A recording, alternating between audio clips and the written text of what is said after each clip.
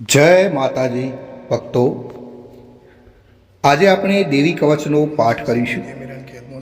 અને દેવી કવચ જો આપણે કરીએ છીએ તો આપણું નિત્ય રક્ષણ થતું હોય છે, એવું દેવી કવચને ઉલ્લેખ કરવામાં આવે છે. તો દેવી કવચનો પાઠ સાંભળતા પહેલાં આપ સર્વેને મારી એક વિનંતી છે કે આપણા જે પણ કુળદેવી હોય એનું નામ કોમેન્ટની અંદર લખવાનું ભૂલશો નહીં. શ્રી દેવી કવચ. ઓમ નમઃ ચંડિકાય. ચંડિકા દેવીને નમસ્કાર. માર્કંડે કહે, હે પિતામહ, આ લોક વિશે જે કંઈ ગુપ્ત અને ઉત્તમ હોય, મનુષ્યોનું સર્વ પ્રકારે રક્ષા કરનારું હોય અને આપે અત્યાર સુધી કોઈને ન કહ્યું હોય તેવું મને કહો. બ્રહ્માજી કહે, હે વિપ્ર, અત્યંત ગુપ્ત અને પ્રાણી માત્રને ઉપકારક તેમજ પવિત્ર એવું દેવી કવચ છે જે તમે સાંભળો. પ્રથમ દેવીનું નામ છે શૈલીપુત્રી, બીજા દેવી બ્રહ્મચારિણી, ત્રીજા ચંદ્રઘંટા, ચોથા દેવી કુષ્માંડા, પાંચમા દેવી સ્કંદ માતા, છઠ્ઠા દેવીનું નામ છે કાત્યાયની, સાતમા દેવી કાલરાત્રિ, આઠમા દેવી મહાગૌરી તથા નવમા સિદ્ધિદાત્રી છે. આ દેવીઓ નવદુર્ગા કહેવાય છે. તેમના આ નામો મહાત્મા બ્રહ્માએ કહ્યા છે. જે માનવી અગ્નિથી બળતો હોય, રણ સંગ્રામમાં શત્રુથી ઘેરાયેલો હોય અને કઠિન અને વિકટ સ્થિતિમાં મુકાયેલો હોય, તે આ કવચ પાઠ કરીને નવદુર્ગાના શરણે જાય તો તેનું કશ્ય અમંગળ ન થતાં બધી જ આપત્તિમાંથી મુક્ત થાય છે. તેને શોક, દુઃખ અને ભય આવતા નથી. જે મનુષ્ય ભક્તિથી દેવીનું સ્મરણ કરે છે તેની દરેક પ્રકારે અભિવૃદ્ધિ થાય છે. હે દેવેશ્વરી, જે તમારું સ્મરણ કરે છે તેનું તમે રક્ષણ કરો છો, તેમાં કોઈ શંકા નથી. પ્રેત પાડા ઉપર બેઠેલ દેવી ચામુંડા, મહિષ પાડા ઉપર બેઠેલ દેવી વારાહી, હાથી ઉપર આરૂઢ દેવી ઐંધ્રી અને ગરુડ ઉપર આરૂઢ દેવી વૈષ્ણવી શક્તિ છે. વૃષભ પોઠિયા ઉપર આરૂઢ દેવી માહેશ્વરી છે અને મોરના વાહનવાળા દેવી કૌમારી છે. હસ્તમાં કમળને ધારણ કરનાર એવા હરિને પ્રિય દેવી લક્ષ્મી કમળના આસન ઉપર છે.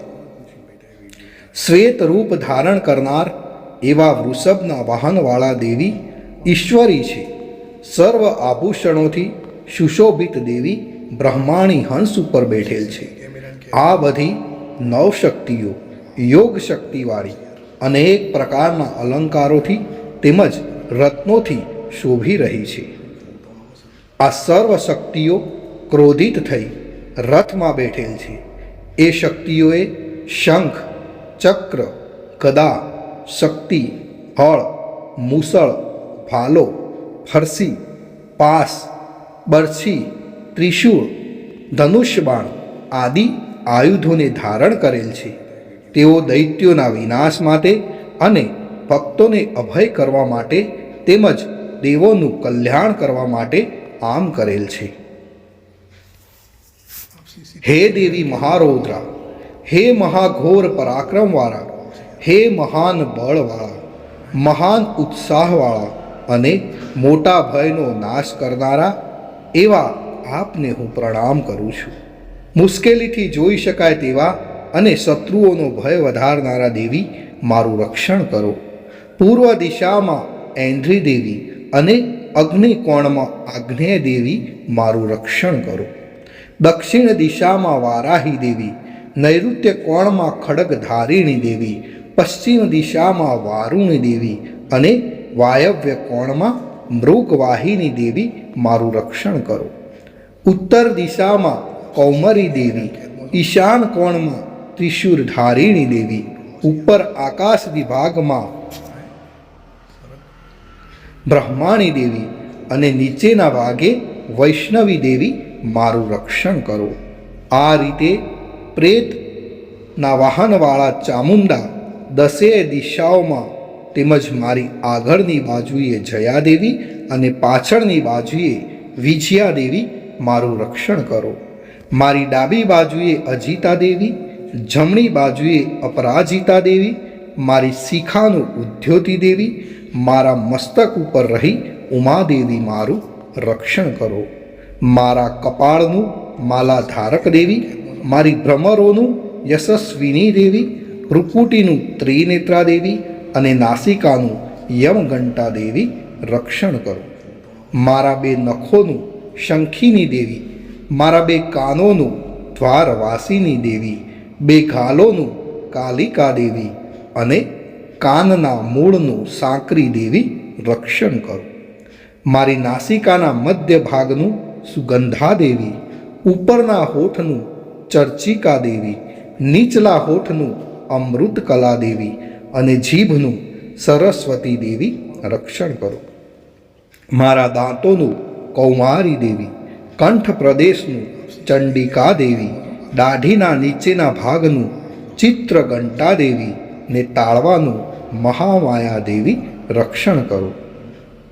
મારી દાઢીનું કામાક્ષી દેવી, વાણીનું સર્વમંગલા દેવી, ગળાનું ભદ્રકાળી દેવી, કરોડરજ્જુનું ધનુર્ધરી દેવી રક્ષણ કરો.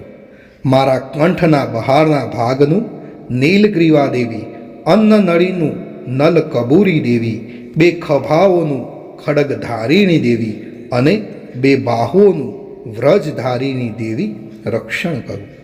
મારા બે હાથોનું દંડીની દેવી, આંગળીઓનું અંબિકા દેવી, નખોનું સુલેશ્વરી દેવી અને કુક્ષીનું નલેશ્વરી દેવી રક્ષણ કરો. મારા સ્તનોનું મહાદેવી, મનનું શોકનાશક દેવી, હૃદયનું લલિતા દેવી અને ઉદરનું ત્રિશૂળધારીણી દેવી રક્ષણ કરો.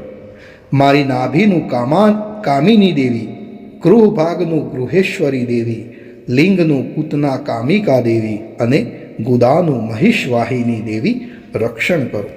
મારી કેળનું ભગવતી દેવી, બંને ઘૂંટણોનું વિંધ્યવાસિની દેવી, બંને જાંઘોનું સર્વ મનોરથ પૂર્ણ કરનાર મહાબળવાન દેવી રક્ષણ કરો.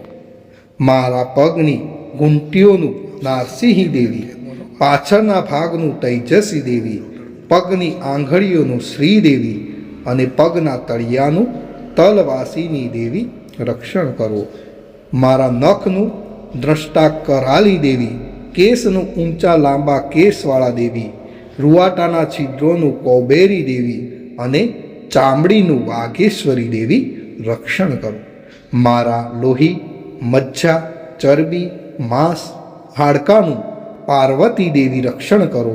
આંતરડાનું કાલરાત્રિ દેવી રક્ષણ કરો અને પિત્તનું મુક્તેશ્વરી દેવી રક્ષણ કરો. મારા હૃદય કમળનું પદ્માવતી દેવી રક્ષણ કરો. કફનું ચૂડામણી દેવી, નખોના તેજનું જ્વાલામુખી દેવી અને સર્વ સાંધાઓનું અભેદા દેવી રક્ષણ કરો. મારા વીર્યનું બ્રહ્માણી દેવી, છાયાનું છત્રેશ્વરી દેવી અને અહંકાર, મન, બુદ્ધિનું ધર્મચારિણી દેવી રક્ષણ કરો. મારા પ્રાણ, અપાન, વ્યાન, સમાન, ઉદાન એ પ્રાણોનું વ્રજહસ્તા દેવી અને પ્રાણનું કલ્યાણ શોભના દેવી રક્ષણ કરો. મારા રૂપ, રસ, ગંધ, શબ્દ, સ્પર્શનું યોગીની દેવી અને સત્વ, રજ, તમ ગુણોનું નારાયણી દેવી નિરંતર મારું રક્ષણ કરો. મારા આયુષ્યનું વારાહી દેવી, ધર્મનું વૈષ્ણવી દેવી અને યશ, કીર્તિ, લક્ષ્મી, વિદ્યાનું ચક્રીની દેવી રક્ષણ કરો. મારા ગોત્રનું ઇન્દ્રાણી દેવી, મારા પશુઓનું ચંડિકા દેવી, મારા પુત્રોનું મહાલક્ષ્મી દેવી અને મારી પત્નીનું ભૈરવી દેવી રક્ષણ કરો. મારા પંથનું સુફથા દેવી, માર્ગનું ક્ષેમ કરી દેવી, રાજદ્વારમાં મહાલક્ષ્મી દેવી અને યુદ્ધમાં જયવર્ધિની દેવી મારું રક્ષણ કરો. જે સ્થાન વિશે કવચમાં કહેવામાં ન આવ્યું હોય તે રક્ષા વગરના સ્થાનમાં પાપનાશીની જયંતી દેવી મારું રક્ષણ કરો. જે મનુષ્ય પોતાનું કલ્યાણ ઈચ્છતો હોય તેને આ કવચનો પાઠ કર્યા વિના એક ડગલું પણ ભરવું નહીં. આ કવચથી રક્ષાયેલ માનવી નિરંતર જ્યાં જ્યાં જાય છે ત્યાં તેને અર્થલાભ, વિજય બધી જ કામનાઓ પરિપૂર્ણ થાય છે. આ પૃથ્વી પરના માનવી જે ચિંતન કરે છે તેને તે ચોક્કસ મળે છે, તેમજ અતુલ્ય ઐશ્વર્ય પ્રાપ્ત કરે છે. આ કવચથી રક્ષાયેલ માનવી પૃથ્વી પર નિર્ભય થાય છે.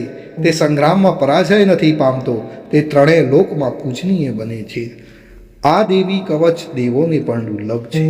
જે મનુષ્ય સવારે, બપોરે અને સાંજે શ્રદ્ધાયુક્ત થઈ હંમેશા નિયમ રાખી પાઠ કરે છે તે દેવી શક્તિને પામે છે.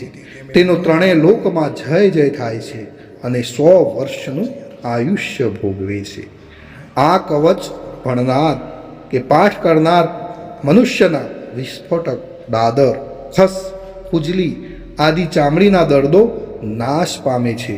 સ્થાવર, જંગમ, કૃત્રિમ વિષ પણ નાશ પામે છે. મારણ, મોહન, ઉચાટન, મંત્ર, તંત્ર વિદ્યાના પૃથ્વી પરના, આકાશના, જળમાંના ઉત્પન્ન થનારા અને દંશ દેનાર જંતુઓના અને કુળના દુષ્ટ દેવતાઓથી થયેલ દોષો, તેમજ માલા શાકીની, ડાકીની, ક્રૂર ગ્રહો, ભૂત, પિશાચ, યક્ષ, ગંધર્વ, રાક્ષસો, બ્રહ્મ રાક્ષસો, વેતાલ, કુષ્માંડ, ભૈરવ આદિ વગેરેના દોષો, અશુભો આ કવચ કરનારને લાગી શકતા નથી. તેના દર્શન માત્રથી જ ભાગી જાય છે. કવચ ધારણને શ્રેષ્ઠ માન, તેજની વૃદ્ધિ, રાજ્ય, ઐશ્વર્ય અને કીર્તિ પ્રાપ્ત કરે છે. જે આ કવચનો પાઠ કર્યા પછી ચંડી પાઠ કરે છે તેનો યશ વધે છે. જ્યાં સુધી પર્વત, વન, ઉપવન સહિત પૃથ્વી રહે છે ત્યાં સુધી તેની પુત્ર પૌત્રાદિ સંતાન વંશ કાયમ રહે છે. મહામાયાની કૃપાથી તે મૃત્યુ બાદ પણ દેવોને દુર્લભ એવું શાશ્વત સ્થાન મેળવે છે. તે શ્રેષ્ઠ રૂપ મેળવીને શિવની સાથે આનંદ કરે છે. ઇતિ શ્રી વારાહ પુરાણે હરિહર બ્રહ્મ વિચન દિવ્યમ કવચમ સંપૂર્ણમ. જય માતાજી મિત્રો.